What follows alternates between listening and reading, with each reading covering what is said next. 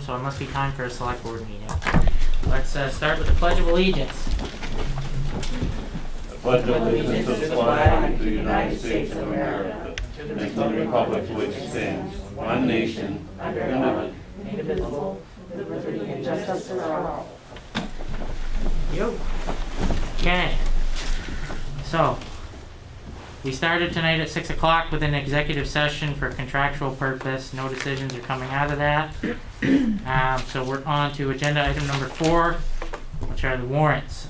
Stan, you have the general fund? I have the general funds dated 10/5/20.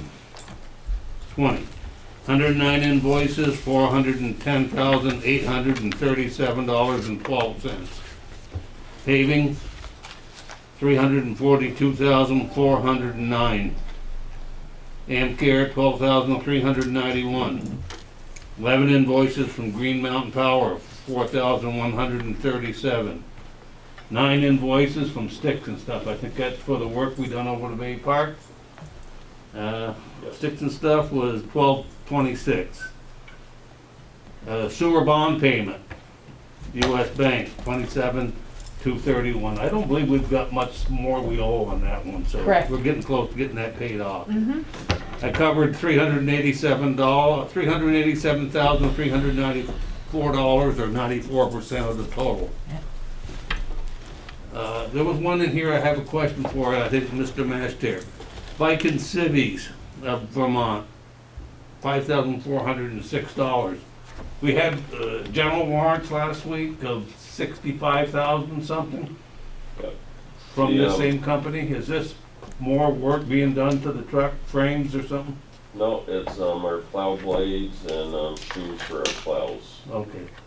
Yeah. So it's the cutting edges that go on all the plows. Last week we had that other Yeah. warrant, I believe one of, maybe Jonathan read it. Yep. So I'll make a motion, we accept the warrants that were presented in the amount of $410,837.12. Okay. A second? Okay. Any questions? All in favor? Aye. Thank you. Aaron, you have payroll? I do. For payroll, we have 2. One dated September 23rd for $31,963.33. Second for October 2nd, 2020, for $24,052.40. I'll make a motion to approve these payroll warrants. Second. A second from Jonathan. All in favor? Aye. Thank you. Jonathan? First warrant dated October 5th, 2020. It's an infrastructure development warrant in the amount of $73,447 for the salt shed going to Connor Contracting. And the second one dated October 5th, 2020, impact fee warrant in the amount of $120,000. That's again for Connor Contracting. And I believe that's for the salt shed also, It is, right? yes. Okay, so I make a motion, we approve the infrastructure development warrant in the amount of $73,447. I'll second it. Second from Jessica. All in favor? Aye. Thank you. And I'll make another motion that we approve the impact fee warrant in the amount of $120,000. I'll second. Okay. All in favor? Aye. Aye. Thank you. Okay, so we're gonna move on to minutes. Get them minutes of our last meeting, September 21st. We were all in attendance. Does anybody have any corrections, or would anybody like to make a motion to approve? I'll make a motion, we approve the select board minutes of September 21st, 2020. Okay. Anybody second? I'll second it. Thank you, Jess. All in favor? Aye. Thank you. Moving on to public comment. Is anyone here to make a public comment? Al? I can. Okay, go ahead. First, as a French Hill resident, I would like to thank the town and the Department of Public Works for an excellent job they have done on stormwater management, both on the front of the hill and obviously in the back of the hill where I live. The work has been fantastic. I think today they probably completed it with the 2 yellow lines to demarc the middle of the road. But anyway, to all in the town, this has been an expensive job, but an absolutely fantastically performed and executed job for the people who live on French Hill and in Fairfield and Swanton. Thank you, Al. Thank you, Al. Okay, anyone else?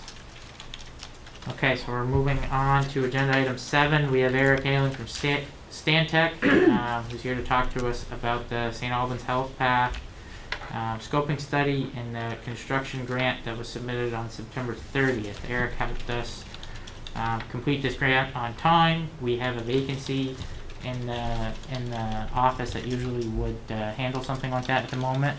That job, what is now the Director of Operations and Special Projects position, is posted on our website. We're accepting applications. So that's just a brief advertisement for that. With that aside, Eric, please take over and say what I like to say to all consultants, in that we're going to have a late night, so please be brief if you can. Hey, can everybody hear me? Oh, quite well, Yes, thank you. sir. Okay, great. I'm going to try to share my screen here. We should all get headsets like that. You might need to make me host. That's how I've done it in the past, and then I can just pass it back when I'm finished. So I Can you can make sure he passes it back before he leaves? and pass. I will, for sure. Yeah. Thanks, Eric. So I forget how you do that, because I do that every 3 months. So go to his screen, right Go- there, Yeah, and then go up to where the 3 dots are. yeah. Click, and then there should be make host. Make host. Cool, great. And I do want to make him my host. yes, you do. All right. I think I did it. Let her Well, rip. with 3 coaches. This is very serious, Eric. Don't screw this up. I think the better question is, how do we properly pronounce your last name? Yes, that's true. It's Alling. Yeah, Alling. Alling. Thank you. No problem. Okay, so can everybody see the title page? We cannot. No. Okay, Share screen. give me 1 second. Should I share a screen or just No, leave it you alone? want him I think I've got it. I just Okay. missed 1 click. There you go. PowerPoint. Good man. Yep. Yep, we got it. Okay. And can you see it now in full screen? Yes. sir. Great. Okay, so I didn't hear a ton of the introduction, but we're here to talk about the Sash Crossing pedestrian and bicycle safety scoping study. And I will definitely do my best to keep it brief and just fly through these slides, but we'll leave some time at the end for questions and comments. So an agenda for this evening, we're going to talk about the project development process, review the project area, review existing conditions, show the alternatives that we've developed, and gather feedback and comments from the public. And then at the end, we'll just quickly talk about the next steps after tonight. Project team was the town, V-Trans, and Stantec. And our project area is shown here with the orange cloud. We did have to include the 2 intersections at either end just because V-Trans required some pretty extensive traffic analysis. But the main study area is right here at Grace Brook and Thorpe Ave. The project is following the typical project development process, which begins with definition or scoping. If a preferred alternative emerges and is embraced by the community, then it can be eligible for funding. And then if it gets funding, it's ultimately designed and then built.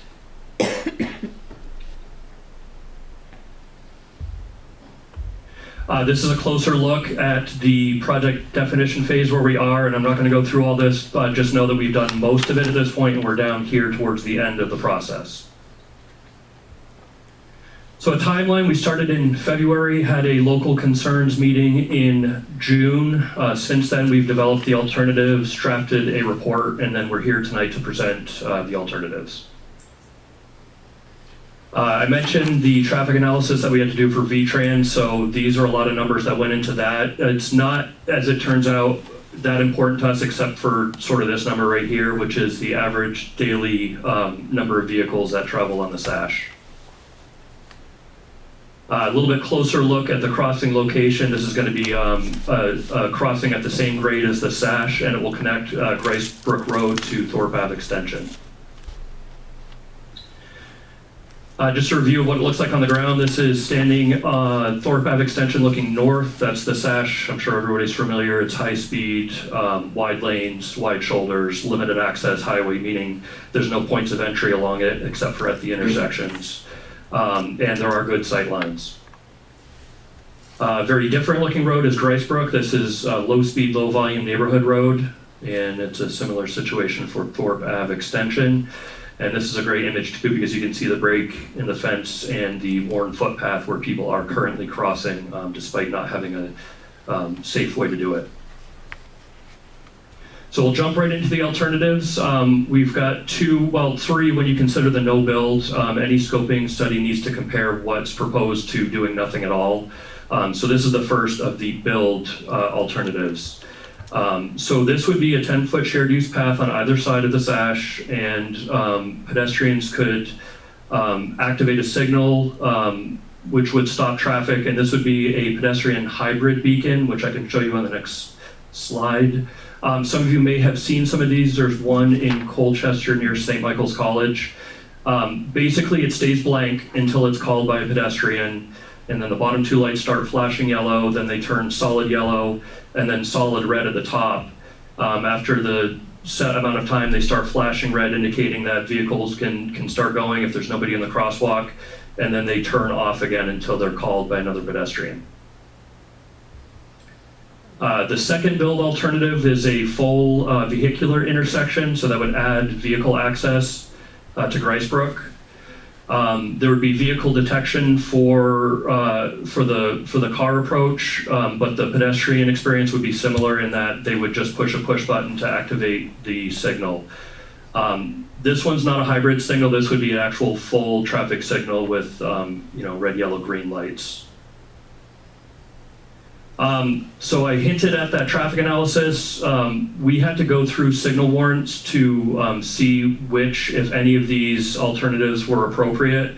And what the signal warrants are is basically a set of criteria that you've got to meet at least one of to justify putting in a signal. So for the pedestrian hybrid beacon, we were able to estimate trips from the schools to Collins Purley, from Thorpe Ave to the schools, and from Gricebrook to Thorpe Ave neighborhoods. And using all those estimates, we were able to get a warrant meaning that the signal would be justified in that location. However, for the full vehicle access option, we really weren't close on warrants. We used some growth factors and tried to determine which vehicles might use that road if it were opened up, but it's far below the threshold. So at this point, unless things change, that would not meet the warrant, and a signal couldn't be put in for that purpose. So here's a look at the two build alternatives side by side. You can see the costs at the top. The Hawk system is a little bit less expensive. Both alternatives do meet all the purpose and needs, which is to provide the safe, comfortable bike crossing. It can be used by all age groups and abilities, and it's really sort of a keystone project to connect those two neighborhoods and areas of the town that were separated by the SASH. We talked about the signal warrant, and it does not meet for alternative 2, but it does meet for alternative 1. Both alternatives offer a vast improvement for pedestrians and cyclists. I mean, they get a full red light signal where they're able to cross. And there is a slight learning curve for motorists, but at the end of the day, it's a red light, and most people know what to do with those. Not really any significant impacts to right-of-way, environment, or cultural resources. And since both projects would be under an acre of new impervious, they would not require operational stormwater permits. There, so we got through that. I'm sorry to have to go so fast, but I am trying to keep it brief. But at this point, we can open it up for questions and comments, and I can go back to any of the slides that I've shown. And I put a couple of bullet points there just to try to guide the discussion, but it's really kind of open to any comment or question. Could I see the slide again with the Hawk system? Sure. The one that was an image of it, or this one? Yeah, that one.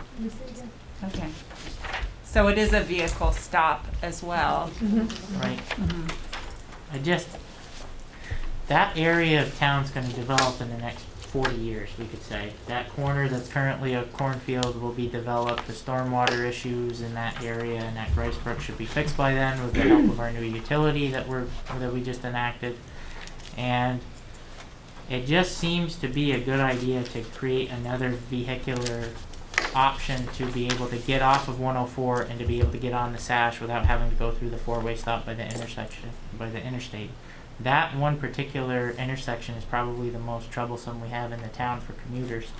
It just, like putting in that vehicle exit off of Grace Brook, I mean, eventually could turn into what would essentially be a slip lane for people to be able to get off of 104 and get down to Route 7 without having to go through that intersection.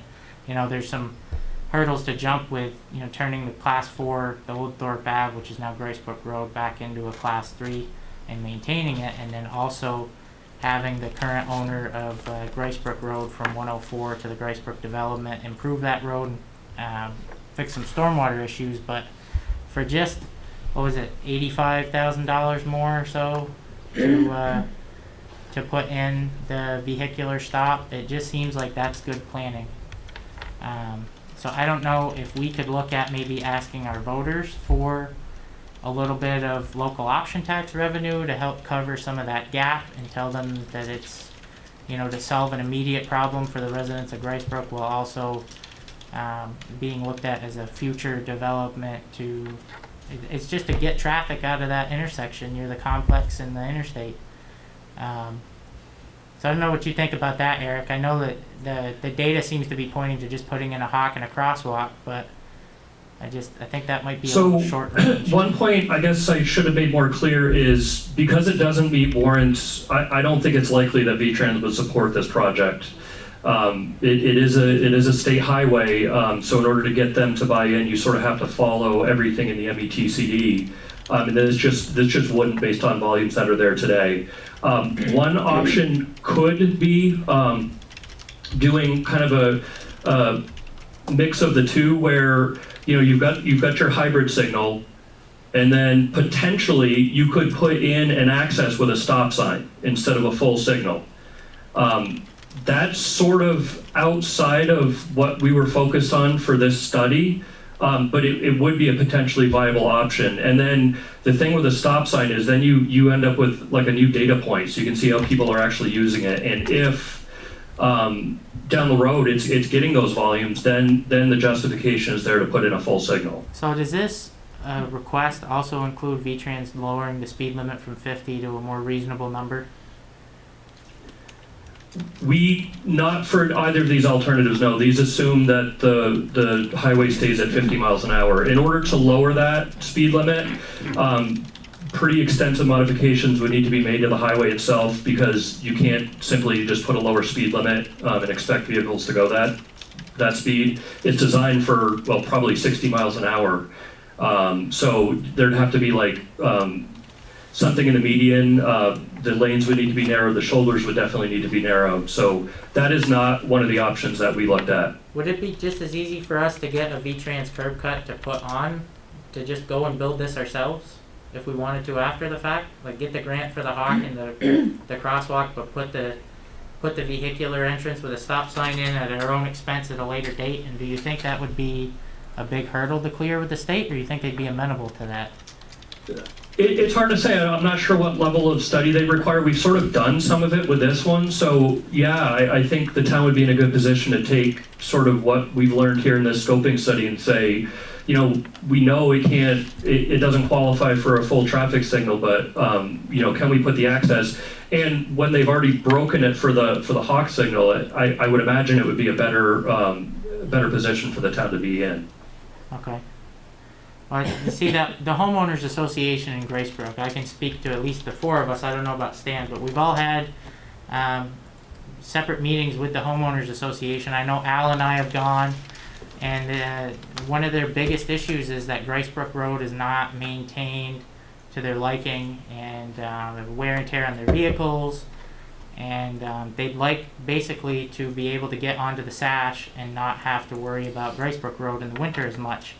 So, you know, we're trying to solve maybe like 3 or 4 problems with one project. It sounds like we might need to do the crosswalk as a state-funded project, with alternative 1, but also need to include elements of alternative 2 and develop a local plan and maybe obtain some expert advice to help us move forward on that in an immediate sense. I'm just looking to know, can we move forward with the Hawk and then move forward with the vehicular entrance separately at our own pace, at our own schedule, and try to get that curb cut in?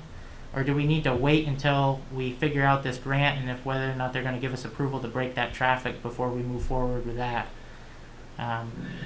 Yeah, either way, once the report is finalized, it goes to VTrans, and they're going to have to approve it. I suspect they're going to be supportive of it since, you know, they gave funding for this scoping study. So, yeah, you know, my recommendation would be to go forward with the Hawk or the hybrid crossing. And then, you know, we could even include something in the report that documents this meeting and that there's a desire that, you know, even though it doesn't meet the warrants for a full intersection or full signalized intersection, that, you know, the desire's there in town, and we can sort of see how VTrans responds to that. I'd like to be able to say, hey, Gracebrook, we're applying for this grant based on these recommendations from our experts from Stantec, but we're also going to move forward with your priority on this timeline. And I'd like to be able to develop that timeline as soon as possible because they've been waiting for help from the town for over a decade, and I feel that we owe them at least a reasonable response. And that's got nothing to do with you, Eric. I'm just trying to put that together in my head. I like the proposal of in making sure that our conversation's documented in the report, so that way there's a trail of us having this conversation and it's going to the state, so if they're Because he's giving us the finger, they're pointing it up. So, I like the proposal of including this conversation in the letter to the state, so that they can see that we're having this conversation in our so that way when we go with a proposal or ask for a curb cut, they know that it's coming after the conversation here with the study. And I mean, if we go forward with just a vehicular entrance and a curb cut on the sash and a stop sign, Public Works is capable of building something like that.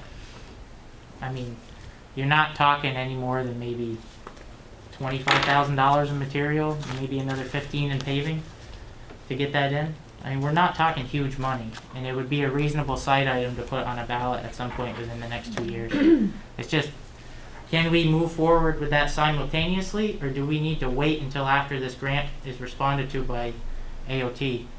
Like, what is our best path forward for the vehicular entrance? Just to wait until the grant, or move forward with it now? I don't know. So I think the best course of action would be to finalize the report with, you know, a preferred alternative, and if that's the Hawk right now, so be it. However, you know, I can communicate with VTrans after today's meeting and just sort of try to understand where they're at with potentially putting an access road in there.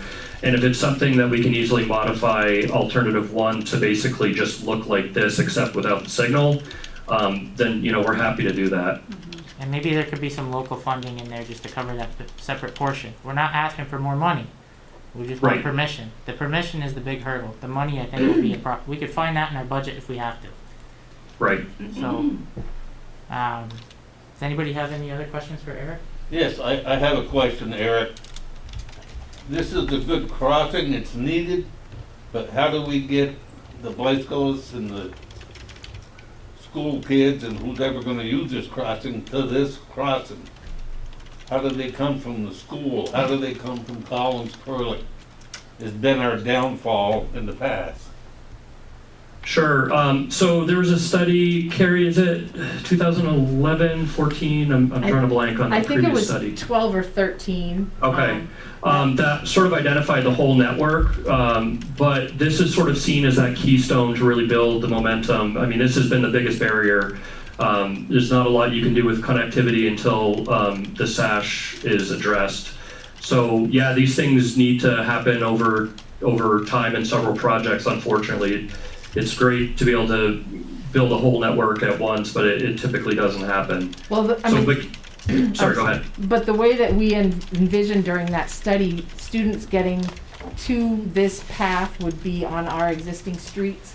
And there's one section where you can go down Thorpe Avenue, take a right on a road I can't remember the name of, and it connects to the health path in the back towards the softball fields at the complex. And also we thought to the north, and I've talked to Alan about this, hopefully it's not a surprise, you can go from Thorpe Ave, the Gricebrook Road, which is what Eric was calling it, north, over just that small piece of lawn, we could build a path that would connect to an existing covered bridge and the city streets of Thorpe Avenue on the north. So you are connecting public walkways. And on the north, that's a dead-end street, so at one point we even contemplated putting a few paint markings and like a walking bike lane on the side of the street, not digging up anybody's lawn, but just marking the side of the streets, so pedestrians would feel safer. Yeah, it would be nice in the long run to have a designated path, but I think to get this keystone piece in will really help build out the network. And you can, I mean, from SATEC, you can go into that graveyard and there's stairs going into Gricebrook, and then you can make the crossing too. I've done that. Well, when I was a student there, like less than 10 years ago, we used to do our evacuation drills, and we would go to the Elks Lodge, which is on near the Homeland Security building, right near 104, and we would walk that exact path that Jessica's talking about, and we would walk through Gricebrook. So the kids are, if they're still following the same drill, they're conditioned and they're taught how to get from the school to this general area anyway. And I think that's why you're seeing that this is where they're crossing, because they're familiar with it. But again, I've been out of the 8th grade for 10 whole years now, so I don't know. But none of us are gonna comment on that for ourselves, but it's been more than 10. Go ahead, Eric, I'm sorry, there is a way to do it, it's just not formal right now. Right. Okay. Well, if there's no other comments or questions, we can talk about the next steps. So what I can do is have that communication with V-Trans. We can establish the preferred alternative based on that, and I'll work with Carrie on that. Finalize the report, and I'm fine with coming back and seeking endorsement of whatever that preferred alternative is is it 2 weeks or another month? Couple of weeks. Yeah, I'm happy to come back and ask for endorsement, which will have to be part of that final report to have a chance to get grant funding. That'd be the 19th, I believe. Okay. And then Eric, when you communicate with the state, especially about the vehicular entrance, can we make sure that that all happens in writing so we can share that with any residents who might be concerned about that? Yes, definitely. Thank you. Sure. Any more questions for Eric? Well, thank you very much. You flew through. That was probably my favorite slideshow I've ever sat. Glad to hear it. And now you have to share it back with I can do that right now. so we don't end the meeting prematurely. Very nice headset too, by the way. I'm jealous. You got it, Carrie? I don't know, I think so. Yeah. Oh, yes, I do. Okay, great. Thanks a lot for having me. Thank you, Eric. Have a good night. Have a good night. That was very nice. I enjoyed Very that. good. I enjoyed that very much. That's gold star. I don't know, Eric's gone now. But. So we have to, if everybody's okay with moving on from to agenda item number 8, we have to have someone make a motion to recess as the select board and convene as the liquor control board. Make a motion to recess the select board meeting. Second now. We gotta be louder. Make a motion to recess the select board meeting and convene as the liquor control board. Al, we're recessing as the select board and we're convening as the liquor control board to approve a liquor license. I'll second it. Thank you. All in favor? Aye. Okay, liquor control board. We have a 3rd class license for the Veterans of Foreign Wars here on Lake Street. And the town clerk has not included any correspondence saying there are any issues with this license or licensee. So unless anybody has any specific questions or comments, we can entertain a motion to approve this license application. Make a motion we approve the license application for the VFW. Okay. I'll second it. All in favor? Aye. Okay, let's remember we sign this tonight so we don't end up back here tomorrow. All right, so now we need a motion to adjourn as the liquor control board and reconvene as the select board. I'll make a motion to close the liquor control board and reconvene as the select board. I'll second. Perfect. All in favor? Aye. All right, welcome back, Select Board. Just in time for the town manager's report. We've got some exciting news on our village designation. Exactly. It was approved on Monday, so the 28th of September. Jen worked, and AJ, mostly Jen though, worked pretty hard on that village designation packet. And we got, and Bruce Cheeseman actually called me and said that there was really positive review from the earlier meeting, having to do with the professional and complete application we submitted. So it was on their consent agenda with little comment other than good job. One of the commissioners, I think, is from Georgia, and actually noted that she really appreciated the work that's been done at the park and the activities that have been happening at the park, and they were pretty well attended and appreciated. So in layman's terms, people are noticing we're getting our act together. Correct. Yeah, this So- is exciting. I would love to, once we get the new employee, to just start really vetting what the benefits are and how we can use them and how we can take advantage of all these opportunities. It was good. It was interesting to listen to that meeting, but so that was a good, and we already we received approval formally already. The second item on our agenda is the appointment of an honor wall committee. When we talked about this in the wintertime, as the policy was sent to you again, just for reference, we kind of wanted to have a subcommittee or steering committee, depending on what you want to call it, nominated to accept nominations. I mean, it could be this is a rather unusual year, that you don't want to do that next year. I don't know, but we just thought we'd bring it up and see what you wanted to do with it as a board.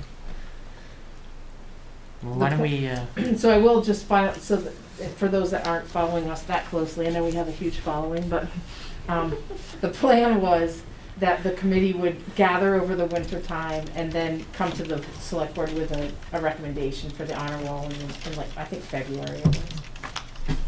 so why don't we take some time to review that, and then at our next regular meeting, we'll have it on the agenda, and maybe we can finalize a policy and start reaching out to recruit some subcommittee members. Does that work? Thank you for getting that back on our radar. Yep, we have calendars now, we're using our many things. So the next item is a town hall relocation update. We have begun our public outreach campaign. We started it on social media. I think the big news this week is that we're having an open house on Wednesday. We're gonna push that out on social media with some boosting and just some regular posts, hoping people will share it. We're going to have it from 6 to 7:30. Anna's gonna be downstairs in the clerk's office with the vault open, so you can see what our current situation is with our land records vault, which is where we have to keep all of our records. We are running out of space. And I will be upstairs, and I have, Matt actually offered to work on a little presentation piece for us so people understand, what we're proposing, but the most important piece is, for people that don't come down here regularly, what does the town hall look like? And what kind of challenges do we face every day? And if this goes well attended, or, you know, we hear from people that wish they could have attended, you know, you've got two options. We can have another one, which is easy enough. You know, we just appreciate Carrie and Anna's willingness to devote their time to it. Or, you know, and I put this in our social media event today that we created for this open house, that if somebody has a time constraint that makes evenings impossible due to working a second shift, you can reach out to Carrie, 524-7589, extension 5. You can reach out to the town clerk, 524-2415. You can make an appointment and come in, mask, social distancing required, as it will be Wednesday night. And this is, you know, this is definitely an alternative to hosting a big forum at the complex and having people congregate. I think, and if you pay attention to what's coming out of the White House and the Trump campaign, COVID can impact anybody, and it's a pretty good idea not to gather in large groups. So we're gonna only let so many people in the building at a time. You know, we're gonna do contact tracing, and we're gonna be very safe about it. And it's gonna give people a better opportunity than just maybe looking at pictures at a slideshow. They can walk through and they can see the yellow bathroom of terror, and they can see that the basement stairs are scary and look like they're out of a haunted house, and they can see that the vault is crammed, and that, you know, we really are doing everything we can with the space that we have. And, you know, this, Anna put it best herself. She said that, you know, this has been a good home, but you know, sometimes a family grows and you outgrow the 2-bedroom house and you got to put it on the market and move. And sometimes it makes better sense to put the house on the market and move somewhere else than it does to renovate what you have and to try to make it work that way. And we believe that we've done the research necessary to make the decision that it is a better decision to pack up and move and go somewhere else. We've known that for quite some time, and if you remember, we put an article on the ballot in March asking people what area of town specifically they wanted us to concentrate on for our efforts. We never felt that we had a strong direction from the voters on whether or not they wanted us to explore areas that could possibly even allow us to better serve the public, or if they wanted us to just focus on the Bay Area. And they overwhelmingly said keep that town hall in the Bay Area. So we worked together, we tracked down a piece of land owned by a local person who's been very generous to our community as of late, and you know, we're working with that person, and we've got 2 articles on the ballot.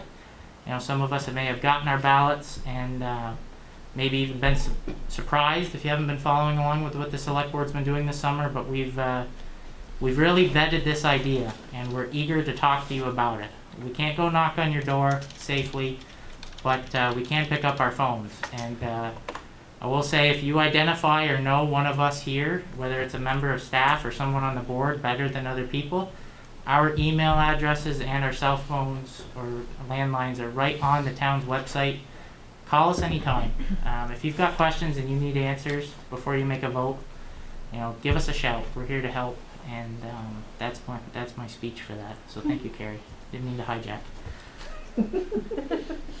It was short. It was good. All right. So yeah, please do call Anna or I if you can't make the town hall open house Wednesday. Brings us to the current project, the salt shed update.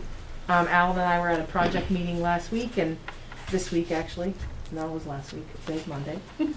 The walls for the salt shed were supposed to be finished. I'm not sure if they were. They actually made the last pour today of all the pillars. Hopefully by tomorrow afternoon they'll start backfilling up the grade. Knee walls are being built at Connor's garage, and hopefully trusses will be coming in within a couple weeks. So, Alan, could you maybe emphasize the local contractors that are working on this job? You're there every day. You see Harrison Concrete, Connor Contracting. Yeah, it's well, Connor Contracting is obviously our GC, and then Harrison Concrete is the concrete workers doing the forming and pouring. And then Heath Wright is the excavator that's doing the backfilling. So 3 local companies that are doing the project for St. Albans Town. Some of our materials obviously are local too, so. Yeah, a lot of the materials are being brought in early from like sticks and stuff and such, so that we're trying to get ahead of the price curve. We're storing them in the garage. So project's moving along good. So I make that point because I think that's our strongest selling point for a town hall. People are going to ask you why now in the middle of a pandemic do you want to spend several $1 million on a municipal building? And I think the response is we've got a track record of doing these projects fairly well. I mean, we had an issue with our budget in the first one, but we've overcome it. I mean, we went a little over, we figured it out, we used money on hand, we didn't raise taxes. And we learned our lesson. So with your approval, voters, on these 2 articles on the ballot here in this general election, we want to spend existing monies on the land and the soft costs, or the under $200,000. That comes from the local option sales tax reserve, which we call the Infrastructure Development Fund. We will use that money to purchase the land, get permits in place and designs specific to the site that you're allowing us to purchase. And then we will be back in March with probably a $3+ million proposal, if I had to guess and put a number on it. Don't hold me to it. And it might be difficult to make that decision, but just remember that it's all funded by the local option tax, both the land acquisition, permitting and engineering, and then some of the construction costs. There probably will be a debt structure in the form of a tax anticipation note funded by the local option tax, probably for a 10 or 15 year stretch. It will not leverage the entire local option tax revenue. We will still have probably $600,000 to $700,000 a year left over every year after making that debt payment on the town hall for a 10 or 15 year stretch. We will still be able to invest in sidewalks and other infrastructure to help grow our grand list, which I think was the original intent. We're trying to use that funding to correct our deferred maintenance on municipal buildings, and this is the best vehicle we have to do it without raising taxes. You're not making any bond payments with your property taxes if you approve building this town hall. You know, the multitude of people from outside of the area that come to our stores and buy things in our north end and other areas of town, they're helping you make those payments. And you know, we do need a new building. You know, come down Wednesday, take a look, make an appointment if you can't make it Wednesday. I'm going to keep preaching that for the rest of this month. We need a new municipal building, and we've got a pretty equitable way to pay for it, and we've got a good site for it. So if you have any questions, reach out, please. I got a question for Al real quick. Please. You might have to speak up. Al, one question for you. Alright, so that new salt shed, are they gonna be able to dump inside the salt shed? Yes. Yes. Cause I drove by today, it looks like it, so how tall is the knee wall, like 10 feet or something going on the top?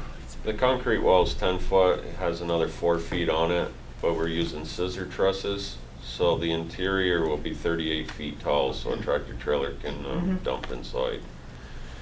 The problem with the old salt shed is the walls are the same, but it's a bottom cord truss, which means it basically cuts right off at 14-foot height, so a lot of times it's being dumped on the edge of the door and we have to push it all the way back in. So, is there gonna be enough time to have it paved this year, the round, or is that gonna wait till spring? That's probably gonna have to wait until spring, so we'll end up working out of the old salt shed for the rest of this winter. I mean, That- that's it's worth noting if anybody in the public was watching and wondering why that is the case. And we were at the state's discretion as far as the timeline went. They gave us $376,000 to use specifically for this project. So on our plans, we literally drew a line between the salt shed project, funded with some V-Trans money, and our local funded new garage. So you see the garage went up quickly, the salt shed took some time. That's a testament to government bureaucracy and red tape. But again, they gave us almost $400,000, so you can't really complain. And honestly, once we've started, Scott Gurley from V-Trans is working really well with us to get things done as quickly as possible. It just took a little bit time in the planning and the ramping up stage. And Right. he actually is working pretty well with us. I hate to throw him under the bus all the time. Thank you for your free money. It's not quite true. No, not quite free. You're right. Anyway, so that's great. So the last item is just. Can I ask one question on Sure. the salt shed? Yep. And it's really not the salt shed. We're in October and we need to fill the salt shed here. And I know the state has bids and for different districts. Did we get a bid in with the district, or how are we buying? I finally signed a contract, I talked to Carrie about it. The state was dragging their feet, trying to get the lowest price or whatever, but we did sign a contract with Compass Salts out of Quebec. Our first delivery will hit our shed on October 13th, next Tuesday. For a good price. Yeah, comparable to the vendor that we've had for the last 3-4 years, we're getting it for $10 a ton cheaper than what they were offering. Do they guarantee a delivery? The contract says they'll deliver within 48 hours of the phone call. Beautiful. I will say last year and the year before, I could put a call out and we would not get it for 2, sometimes 3 weeks. Correct. Good, good. Wow. Thank you. That's good. Well done. It took a lot of extra legwork from Alan because it's a strange and vague process in the state of Vermont. The other night on the news, it said next week there's parts of the state will have some snow. Oh, Yeah, so great. I'm glad No pressure, Alan. we're Stan, you're fired as town weatherman. I don't want to hear that ever again. I'm kidding. I know you can't tell I'm smiling under my mask, but it doesn't snow in St. Albans Town in October. So the last item is just the town or the select board's notice of a couple certificate of public good applications. The last one, I think, is noteworthy because Purpose Energy is processing an application here in town to put up a food biodigester in our industrial park. So, that's interesting, I That's guess. huge. Yeah, it is That's huge. Yep. So, but I didn't want it to be, Well, that's his second time, been before the board, right? I believe so. I think they started this process before when they thought it was gonna be, not just food biodigester, it was gonna be partially, manure. Remember, they started one here, the same, Yeah. I worked with the same. Eric followed up on that, Yep, and I think a month ago or 2 months ago, he withdrew the application for not much city water, but 200 and something thousand gallons per day. And I asked you, Alan, can you handle that through our pump at the industrial park?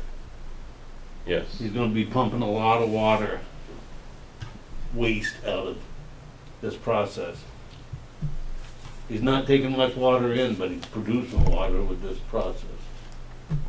We can handle it. We can handle it. The new pumps are roughly pumping between 65 and 70,000 gallons a day. So, and they're alternating pumps, so we shouldn't have any problem with the new pumps. Just be aware of it. Got it. Yep. Lot of wastewater allocation. that's it for the manager's report tonight. So we've got a packed October schedule. Anybody have any additional questions for Carrie? Sorry, I didn't mean to move on. We've got regular select board meetings, 6:30 p.m. on the 19th, and then again on November 2nd. And then we've got budget meetings at 5:30 p.m. next Monday, and then the 12th, and Monday, October 26th.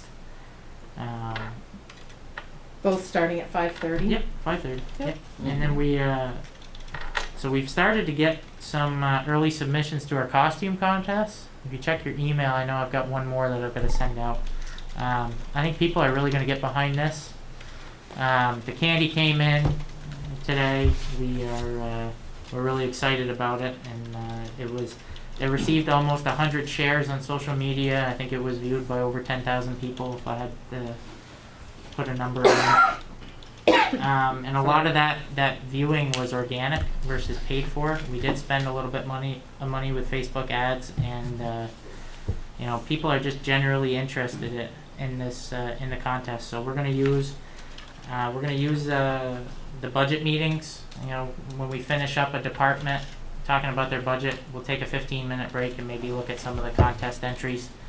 But again, if there's any interested parent watching this, we're accepting entries into our contest until the 25th of October, Sunday, October 25th.